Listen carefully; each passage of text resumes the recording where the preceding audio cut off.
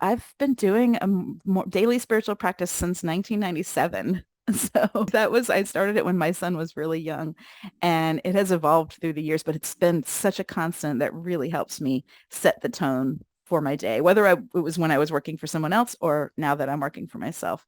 Let's learn how our next guest get up, dress up, and show up on purpose. Enjoy the episode.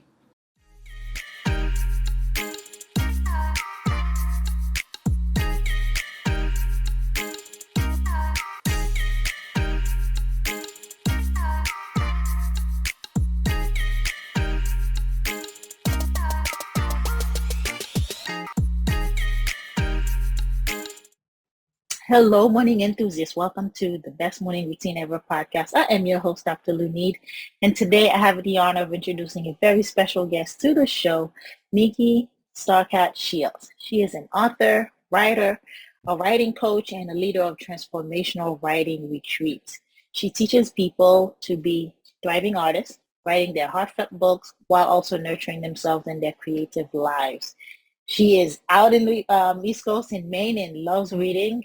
She loves her cats and spending time in the ocean. So it's really an honor to get her on here because I really want to talk about the writing process. What does that entail, and how do you get started? How do you find the thing that really does sing to you so you can begin to write it? Because you got to spend a lot of time with it when you commit to write. You know, I wrote Yeah. a dissertation, so with no further ado, Nikki, welcome to the show. Thank you so much. It's good to be here. Yes, I'm excited.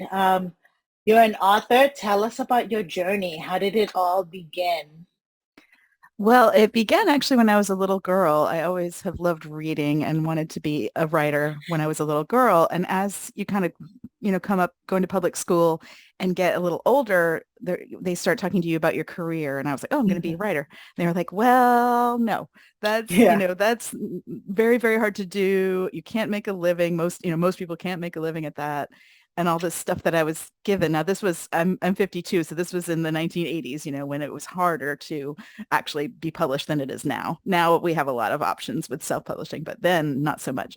So Mhm. I was sort of, deterred from pursuing that goal. And so I went into the media instead. My first career was in public radio. And Mm. that was a great career. The people were wonderful. It was ethical, but it wasn't my calling, what I had really wanted to do. Yeah. So I kept feeling like I was getting these taps on the shoulder from the muses and being really called to write. And when I turned 40, I was like, okay, I've got to do this. I've got to write because I won't do, otherwise I won't do it. And I have two children. We were homeschooling the kids, and my husband was home with them when they were the first part of their until my oldest turned 13. And then we swapped roles, and I stayed at home and was the Mhm. homeschooling. So that gave me time while they were doing their things to start doing my writing again. And I had been writing, I'm a journal keeper, so I had been, journaling and that Mhm. sort of thing, but I hadn't really put things out into the world, except I'm also a pagan, so that's a earth-based spirituality. Um, there's a lot of it here in Maine, and I did write for a little column for a newsletter here in Maine about paganism, how I celebrated the seasons and the spring equinox and the fall equinox and all the different things. So I've been writing that occasionally for them.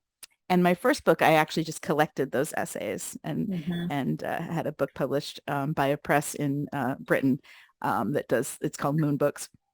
And so it was essays that I had written over time, and I just kind of collected them and made them into a book. And so after that came out, I was like, oh, this is great. I need to write more. So I started writing more. Again, not yet like making a living at it, but then in 2018, I'd been helped. So if my friends knew that I had published books, by then I had published three, and one couple of them came to me and were like, oh, you helped me write a book. And in the process of helping one of my friends write her book, she said, you're actually really good at this. You could make a living from this. You could, be a writing coach or, Mhm. help people write their books. And that's what I'm doing now. And it's my second career. I'm full-time doing my own writing and helping my clients. And I love it. Love It's it. amazing. It's amazing once you find your purpose, right? Whatever that may be, once you find it, it just brings you that extra joy, right? That it's not just Yeah. happiness, it's joy, because joy is lasting. It, Happiness can be fleeting, right?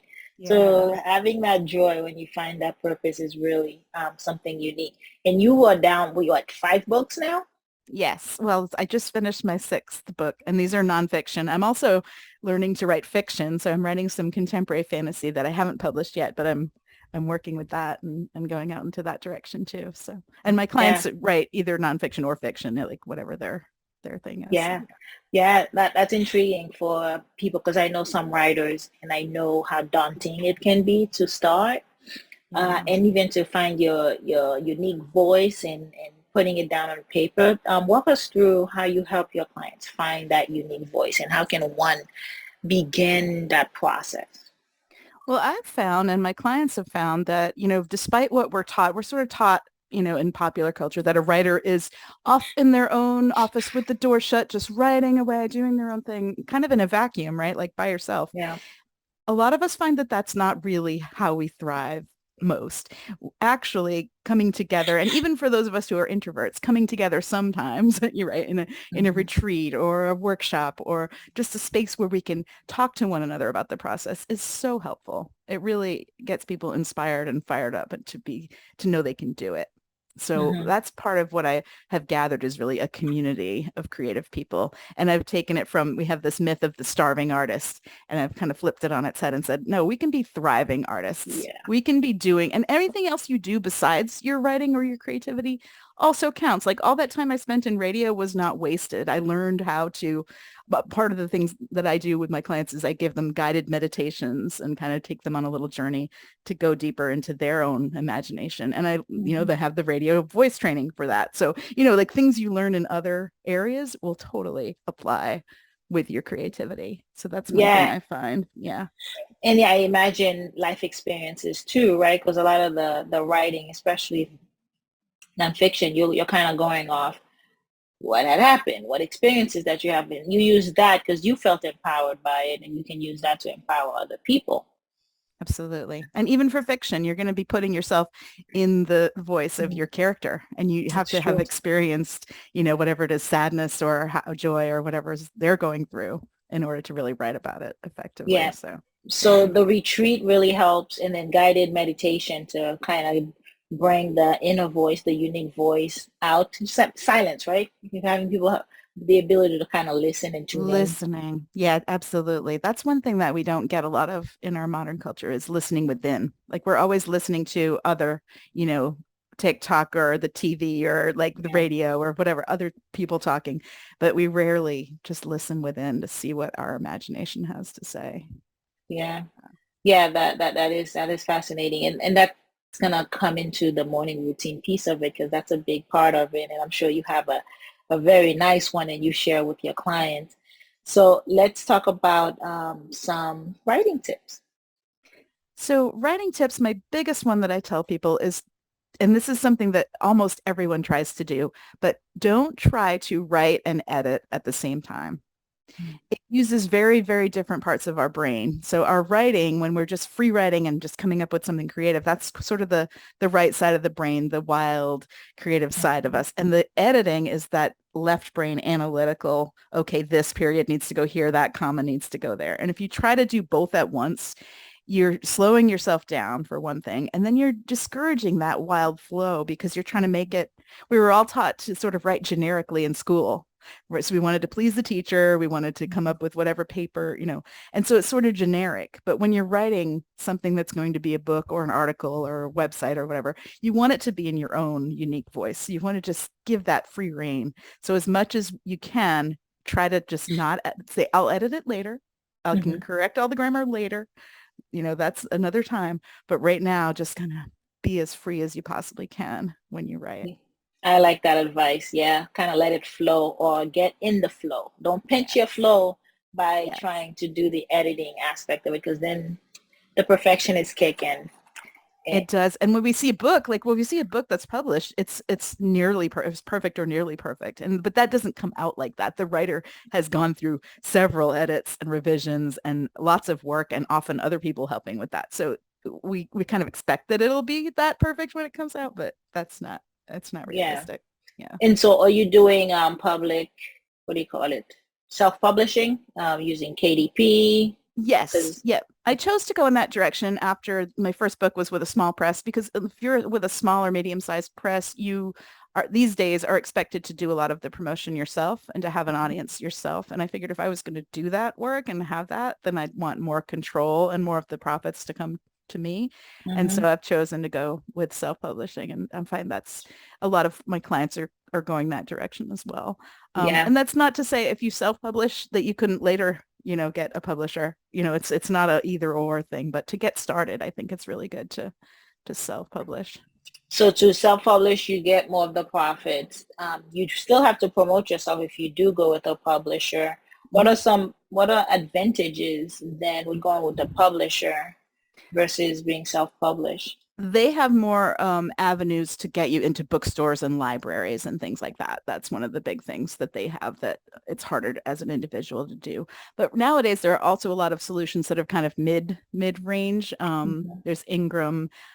There's something called Smashwords, which is an aggregator. Like if you self-publish, you can put your book out on Smashwords, and that gets sent to different, places and not just your people who read Kindle. Like it gets sent to all Mhm. different places. So there are kind of mid-range thing between an actual publisher and a service that helps you kind of get it out there. That's kind of the hardest.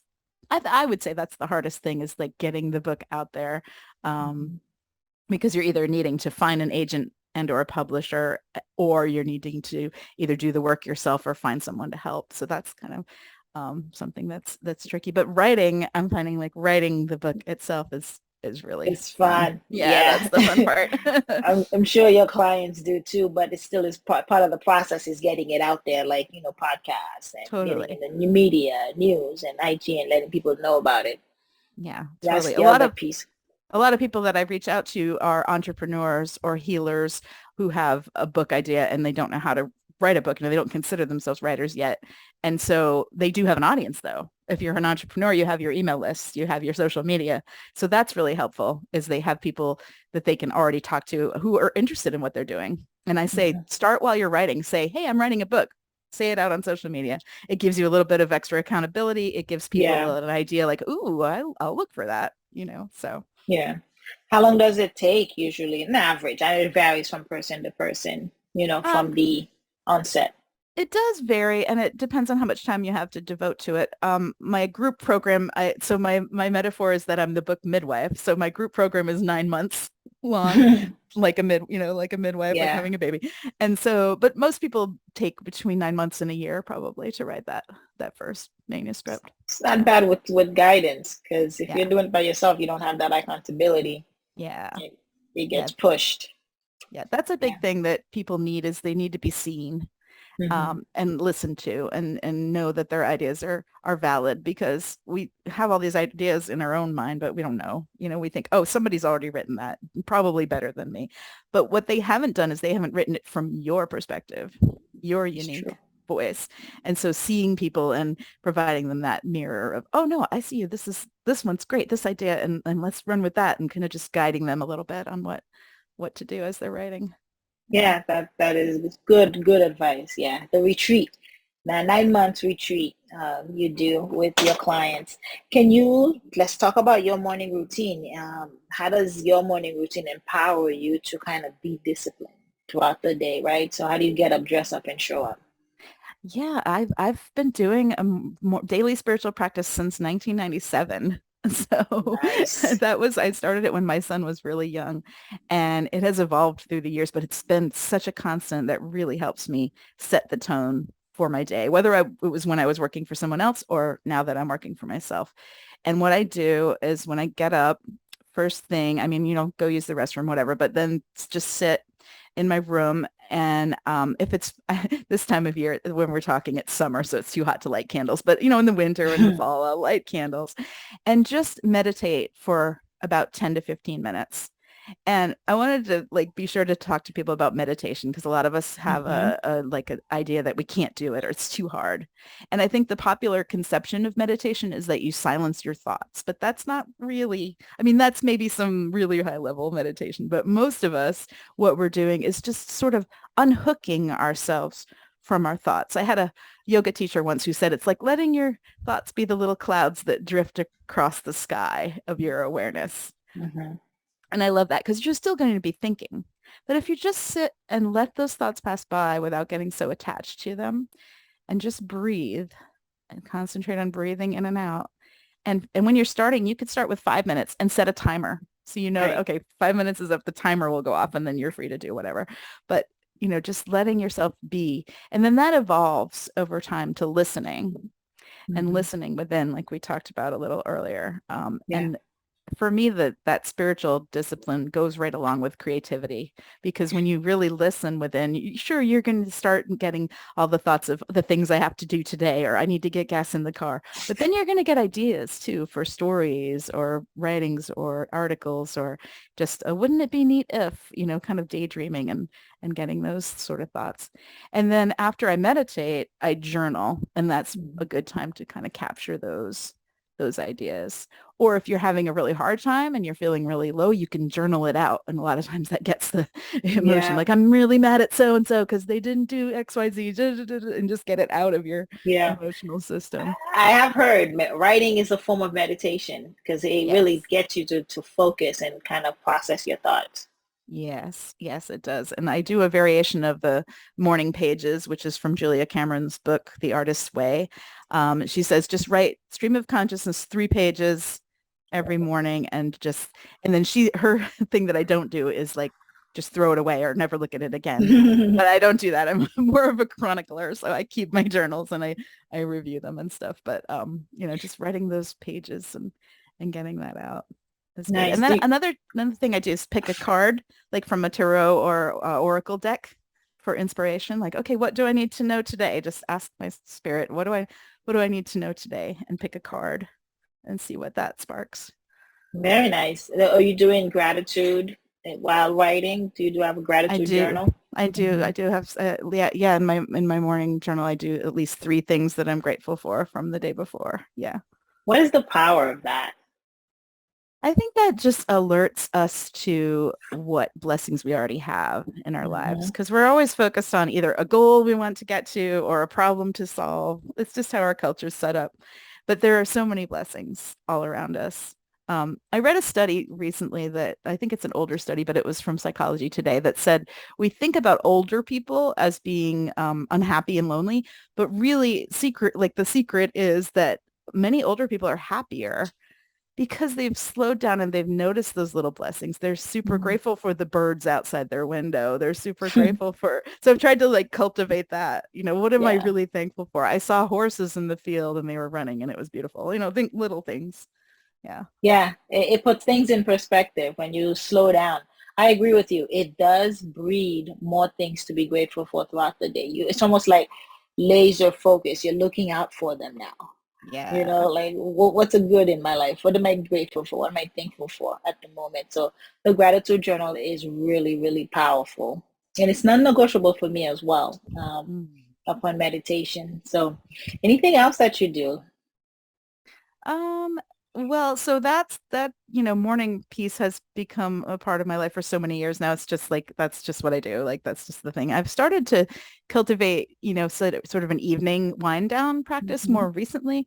I'm a reader, so I always read before bed, but then I'm also doing a little journaling at night and just mostly on my feelings of like, okay, today felt really busy, but I did get X, Y, Z done. This was a success. Just kind of keeping track a little bit because again it's like the gratitudes, the celebrations we don't think Hmm. of, especially when we're entrepreneurs, right? We just go Yeah. along, just what's the next thing on the list, and it's really important to notice, oh yeah, I got 2 new clients this week, this was really great, and they're so aligned, and this is awesome, like just to celebrate the things that happen.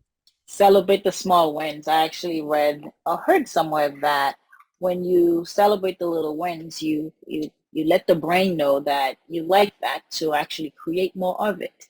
And Mm. so I used to celebrate the tiniest things when I first started. I would get 100 subscribers. I was like, it's time to celebrate.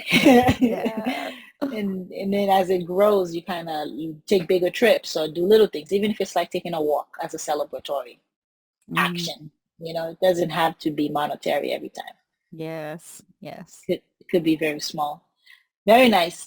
Tell us, Nikki, how can we connect with you? Where can we find you?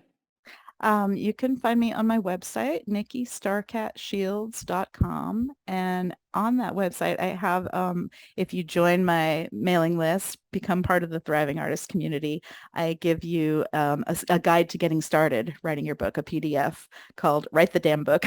A guide to getting started. And so that can just, if you ever had like a book idea and you're like, yeah, but I have no idea how to do this, this is kind of outlines the process.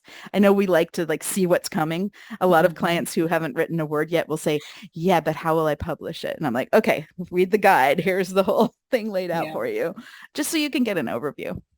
Yeah, very nice. Yeah, thank you for sharing that. Really appreciate it. I appreciate your presence and time this morning. Thank you for coming on the show. All right, you're so welcome. Awesome. Hope you enjoyed today's episode. Please comment and tell us what was your favorite part, your favorite habit that you are going to try out for yourself today. Comment below. If you haven't already, be sure to subscribe.